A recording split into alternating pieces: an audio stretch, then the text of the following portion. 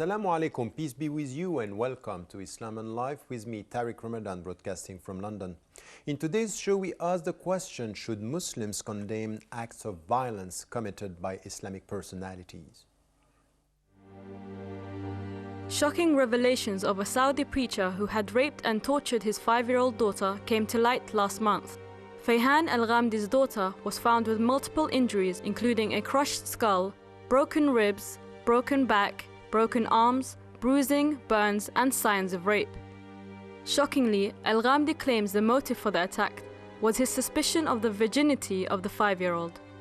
Fayhan Al-Ghamdi, a well-known sheikh who makes regular TV appearances, was to be released from custody after spending just a few months in jail and paying blood money before the royal family intervened.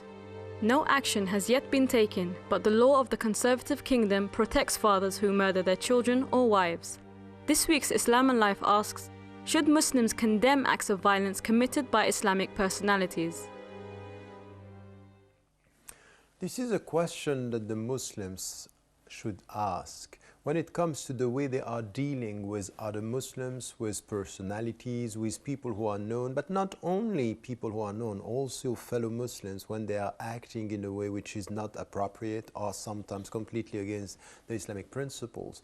Very often we come back to the fact that we are all brothers and sisters, إِنَّمَا الْمُؤْمِنُونَ إِخْوَةٌ, Muslims are brothers and sisters, and in the name of this brotherhood we avoid being critical and sometimes self-critical.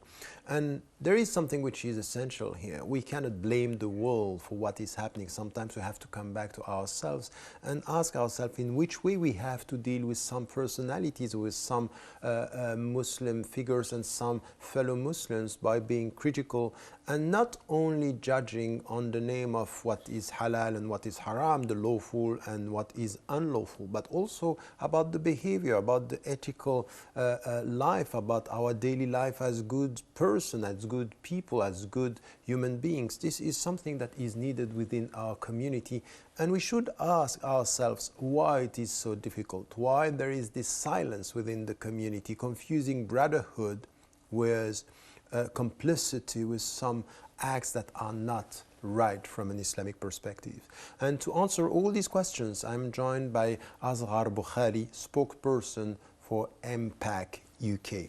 Thank you so much for being with us. Let me just start with this question. It seems quite difficult within the Muslim community, the communities and also the Muslim majority countries, not only, for example, in the UK, but now we are talking about something that happened in Saudi Arabia, is it seems to be difficult for Muslim voices to condemn what is done by Muslims, and this in the name of our brotherhood or our unity as Muslims.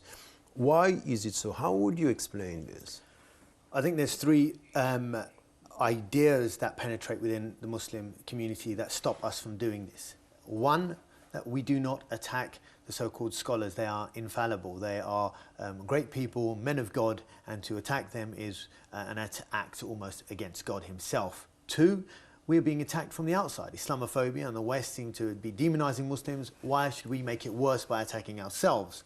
And three, that Islam itself, the way it is taught, especially within the UK at least, is completely binary. It is only about rituals. There are no ethics involved. So why would someone fight for an ethical, moral issue in this world, for, as we've just seen, the death of someone or the life of someone or how they are treated, when it is far more important that they wear certain clothes or they pray their salah or they have a beard? So we'll come to this because I think that this is an important point. Let us come to the first point that you raised about, personalities and scholars.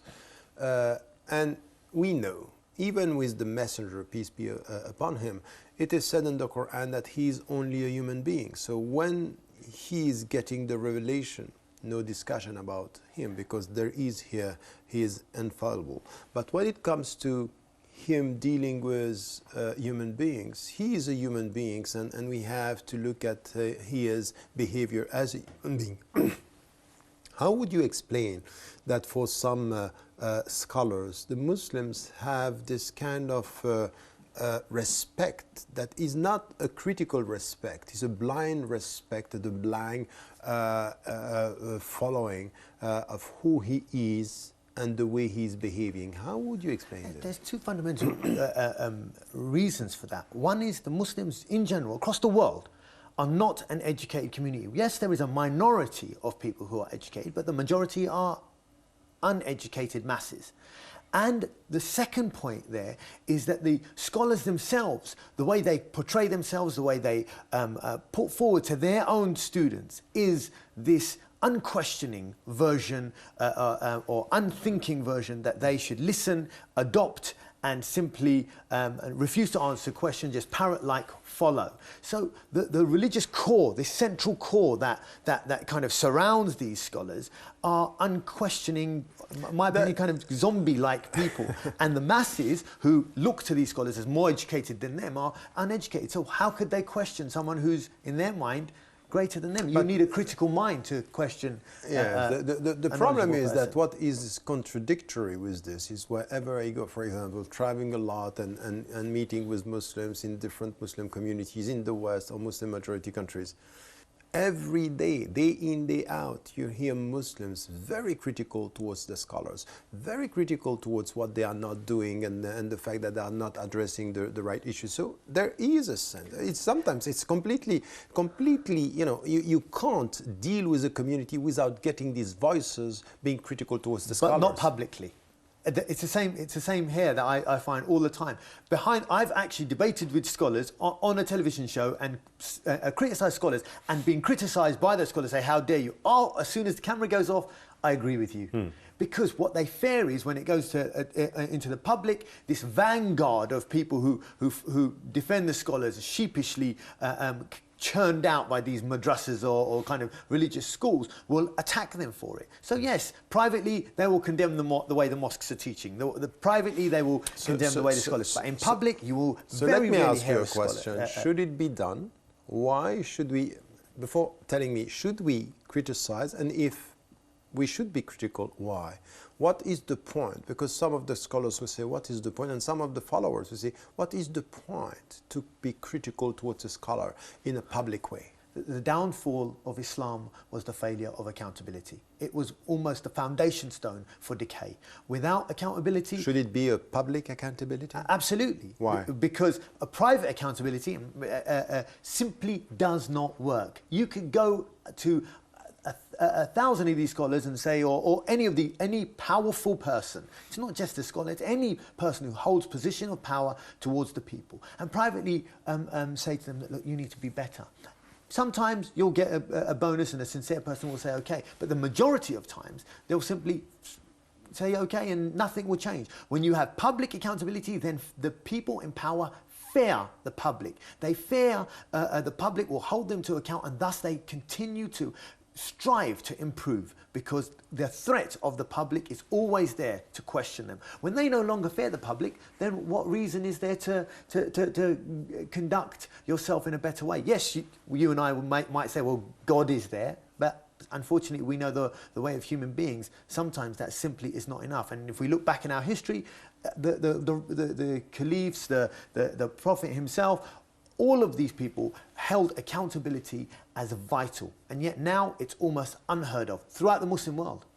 But don't you think that this also can be reached if we try to have something which is also not to expose the people, but to try to help them to be better? Because at the end of the day, what is the end, what is the goal of the whole process? You don't think that something which is helping someone to be better can be done in a way which is not exposing him? Because like we were watching the clip right now, do we have to expose the man, or is it the right way to do it? A man who kills his own daughter, are you going to privately advise him saying perhaps you should No, kill your daughter? but the point is, do we have to go as far in all the situations? One doesn't have to universally, no, but one does have to when an individual refuses to change. If you're saying to me that you can go quietly, perhaps him, and say, look, you need to change, things aren't right, then I'll accept that. But my experience is, and especially with dealing with religious personalities within the mosques, and you know, within the UK at least, they simply don't care. As far as they're concerned, they're dictators in a Muslim world. And now they have got their power. Who the hell are you to question them? So until the Muslim masses start to realize that, until they can get the spirit of enjoining the right and forbidding the wrong back into their souls, and they have the belief that they are equal men that can question another man to do better on this earth for the Muslims, for Islam, for humanity, then why you're almost in a trap where these people are constantly going to allow themselves to abuse the community, and the community are always going to argue, well, perhaps we shouldn't do anything because we can advise them privately. Privately only goes so far. At some point you have to step up and be brave enough to so say at least you start wrong. with it, and then you can expose. It. Yeah, I'm sure, but yeah. try it. Yeah. You're not going to get very far. But I have another question, which is an important one when it comes to what you were saying about authority, because all this reveals something about the way Muslims are dealing with authority. So what would you say is, we are always saying we don't have a church. There is no hierarchy, at least in the Sunni tradition, a bit more in the Shia tradition, but Islam is about a bottom-up way of dealing with hierarchy. And still now, when listening to you, which is the truth, everywhere we go, you can see that there is a lack of self-critical approach towards the way some, figures and personalities and leaders and scholars are behaving. What does it say about our relationship as Muslims in the contemporary world with authority? Muslims are the most oppressed people on the face of this earth. There is no people who have suffered the brutality over so many years in recent history as the Muslims have done. From Palestine to Indonesia, millions of Muslims have been killed. And no people have allowed themselves to be oppressed more than the Muslims. And no people have been more cowardly in running away from standing up against that oppression than the Muslims. And what that has bred is a mentality of a slave. If you look back at actual black slaves, and when they write about their freedom and they analyze their own people, they would say that the slave mind would accept anything upon it because it accepted it. It didn't see himself. Are you not going too far with this? Because if you look at what is happening in the Middle East, you have millions of people taking into the streets and saying no to dictatorship and to lack of freedom. I accept. I give credit. I give credit where credit is due. But it's only now. Right? It's only now. For too long they have lived as slaves, and if some of those slaves, I consider them worse than slaves. At least many of those slaves had chains. Our people have this mind of a slave with no chains. Now I give credit to those freedom fighters, for example in Tunisia and Egypt, who have overthrown their own slavery in their minds and thus overthrown the real slavery that they were living under.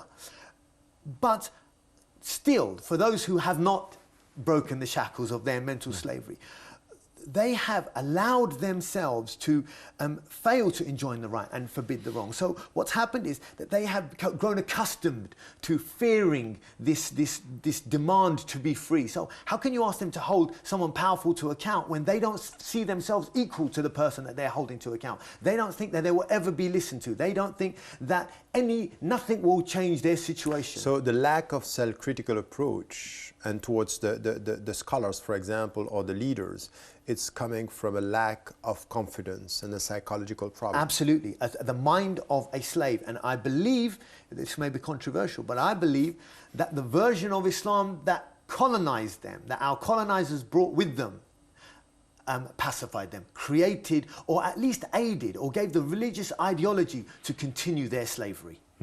So in other words, real Islam that would have demanded that they fight for justice against any tyranny. So what is the opposite of real Islam? A pacified, colonized ritual-based Islam, where rituals are the only thing a Muslim will do, and it is his highest priority to carry out those rituals. So if I listen to you, what you said at the beginning is quite the state of affairs within the Muslim majority countries and the Muslim communities, that they are very much like this, very much about the rituals and very much about, judgmental about the rituals. This is what you are saying. Absolutely. I challenge you, Tariq. You're a famous man and you'll go right around the world talking about Islam. If you ask those people in your audiences and you say to them, which is more important, Salah? Who is these any those Muslims, people? Any Muslim. All the Muslims. All the Muslims. A few tiny fraction who are the freedom fighters of this world, but the rest pacified slaves as far as I'm concerned. Yeah. If you ask them which is more important, Salah, the prayer, right? The obligatory prayer, or justice on this earth. And virtually all of them will say Salah. Is it not true? No. How could it be true? Because then you are saying, if you are saying that the prayer is more important than justice, you're actually saying that prayer is greater than God himself. For justice is the attribute of God. Prayer is something that humankind do. But this is an obligation for human beings. So is justice. And justice is but greater if you don't pray, you're not just with yourself. Without justice, you cannot pray. Without justice? Oh, yes, of course. No, you cannot. No, many oppressed people were praying Incorrect. to get justice. Well, let me prove it to you. Spain. They used to pray, didn't they? They had mosques everywhere. And yet, so without fighting for justice, because they were too cowardly and too slave-like and too in love with this world to fight for justice, they were ethnically cleansed from Spain. And now every single one of those churches were made into every one of those mosques were turned into churches. It's quite controversial to say that praying is less than justice. If anyone, I'm not interested in controversy. I want controversy. No, it's not at the same level. But justice is greater. Human life is greater. It's not the same. Justice is not human life. Justice is the defense of human life. Of course it is. But praying is something that, from an Islamic viewpoint, is the light of life, isn't it? No, prayer is only a pillar to uphold justice on this earth, and freedom and equality and all the great ideals. So this is when we replaced, no, it's not personal. This is from God. It's from God. What you're saying is from God. I'm saying what I'm saying is from God. When prayer became an excuse, a pillar to hide behind, as it is for these Muslims, then we lost Islam. Islam was destroyed. When prayer was a pillar to uphold justice, freedom, equality on this earth, then we were the greatest people on this earth. It's not mutually exclusive. It's not, but they make it mutually exclusive. Okay. They make prayer important, but they deny justice. They do the prayer. They pack the mosques on Friday. They pack the mosques. They fast. Who is this they you are talking about? The Muslims. Okay, so you are within or outside? I am not with the pacified Muslims. I am with the freedom fighters of this earth. So from where you are, when we come to the community, and we see that there is a lack of criticizing some of the behaviors coming from leaders and scholars and all this. When you come to the Muslim within the communities and within the societies, we can see that there is a great deal of judgmental attitude towards other Muslims. The way you pray or you don't pray, the way you dress or you don't dress the right way. All what you are talking about with the rituals. There is a great deal of, so if you come to any community, you will see that, so many divisions and so many talks and you are from that trend and so there is a sense of being self-critical. You would never see Muslims being so critical with others than they are with Muslims. Is it not the reality? But this goes back to my mind of a slave. When you're a powerless slave, you have no power. You feel like you're nothing. So how do you gain power? You gain power where you make yourself feel powerful by criticizing someone else and saying, I'm better than you, your bed's not perfect, your trousers are... And it makes you feel like a man again. It makes you feel like you're something. Even though deep down, you know you're not man enough to stand against your oppressor. You're not man enough to fight for your freedom. So what should be the solution to that? There is only one solution. Only one? There is only one, and that is... When a human being throws off the shackles of his slavery and stands up for justice against oppression, then finally he will get his sense of perspective back, his sense of priority back, and his sense of manhood back. You cannot be a Muslim with these petty arguments. That's fine. But when you are for justice, does it mean that with your sister, with your brother, with your leader, with your scholar, you have to expose them? Whatever they do, you expose them in the name of justice? No, but... yes or no? it's too binary. Your question is too binary. You told me there is only one answer, so I'm just trying binary. to get another one. When it comes to justice, you're either with justice or against it. I'm binary. I accept that, and I don't deny it. Not with my question. But on this question, I say justice demands that if there is a good human being and he has erred, then of course help him. No doubt about it. And if you have to do that privately rather than exposing him, then do that. But when there is an evil human being, whether he wears the clothes of Islam, whether he speaks as if he is the greatest Muslim on this earth, and private advice does not work, and he continues his corruption on the face of this earth, then justice demands you publicly fight and oppose that person. And so there is no blanket way of dealing with any human being, but you cannot rule out the public demand for better. And you have to be vocal, and you have to speak out. You have to speak out. Which demands justice. And but justice is important. Forgiveness and compassion is not. These are all ethical values. Okay, so but shall we promote them? But hold on, prayer or fasting or Hajj. If they did that, if all of those things, which they should, right? They're pillars to uphold all these ethical great values. If they truly did that with these apolitical, non-political, pacified, practicing Muslims, then I ask you again. I can only speak for England. You're far more better versed around the world. But in the UK, there isn't a single. There's 4 million Muslims. Many of them pray. Many of them are of the vanguard of this kind of ritual version of Islam only. There's no single animal rights organization led by the Muslims. There's no women's rights organization led by the Muslims. There's no anti-racist campaign led by the Muslims. Non-Muslims fight for the ethical rights of human beings on this earth. Non-Muslims fight more for the Muslims, for Palestine or for Iraq or for Afghanistan than the Muslims do. While the Muslims are praying to their God, the non-Muslims are fighting for our lives. I say that as long as your Islam, as long as our Islam is nothing but pacified rituals, the rituals become worthless. But if your rituals uphold justice, the greatest things on this earth, freedom and equality, then those rituals are worth something. Thank you. Thank you. That's quite clear, and you repeated that many times. I think that out of our discussion, at least there is something which is important, is that the Muslims should be self-critical, and it should expose the weaknesses in a way which is a wise way. And we spoke about the steps. This is something which is important. It's a case-per-case situation. But there is something that you repeated is, in fact, the very essence of the whole discussion is in the mindset before being in the judgment, before being in the behavior. Is the way we deal first with our understanding as Muslims, justice as a goal, and prayers and understanding the spirituality of Islam as something which is also promoting this understanding. Well, that's all we have time for. Please let us know your thoughts and views on any of the shows you have seen, and here is the way to contact us. Islam and Life welcomes your opinion. So please send us your suggestions as well as criticism on any of the shows you have seen or you would like to see. You can do all this by emailing us at islamandlife@presstv.co.uk. You can also be part of our online platform by joining our Facebook page, Islam and Life on Press TV, where you can share your thoughts with other Islam and Life fans, engage with debate, and view past shows. Finally, I would like to thank my guest, Asghar Bukhari. Thank you so much for your insight and your passion on that topic, and I hope to see you next week, inshallah.